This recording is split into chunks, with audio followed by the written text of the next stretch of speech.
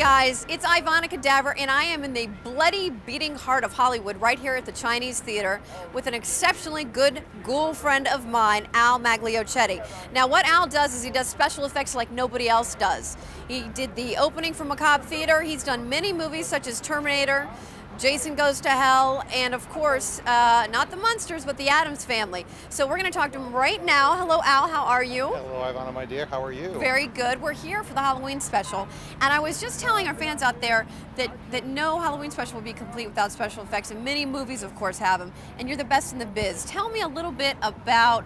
I'm good, but I'm not the best. He's that good. So tell me a little bit about what you've done and what you have coming up currently and what's going on. Well, the way visual effects works is anything that's either too expensive or too impractical or too dangerous to shoot generally comes across my desk, and we figure out a way to do it either with miniatures or digitally or any kind of fun tricks. We've got a lot of them. Right. In the past, I've had Thing running across the street in the Addams Family. I've had Tinkerbell flying through the air in Hook. I even did the flaming batons in Miss Congeniality, which were shot in my backyard. Really? Indeed. Wow. As for what's coming up, there's always some bloody gooey stuff, and I think you've got some of my footage to show these people. Yeah, absolutely. We do have well, what do you like to call it? You like to call it a touch of unreality. I like to call it reality that isn't real.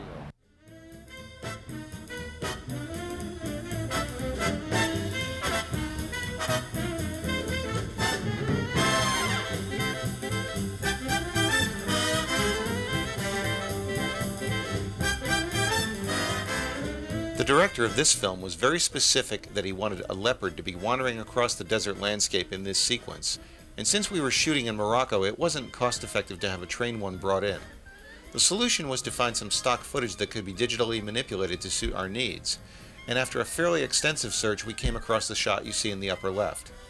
We took out the camera move, rotoscoped the leopard out of the background, relit and reshadowed him to match the new background, and as an added touch even mapped his digital shadow so it would bend over the larger rocks it crossed.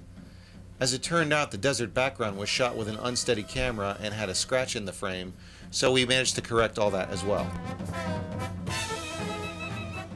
Originally, this sequence was to have been shot at an actual lake, but the production realized it was more cost-effective to combine this with another sequence where our group of 200 extras would also be needed.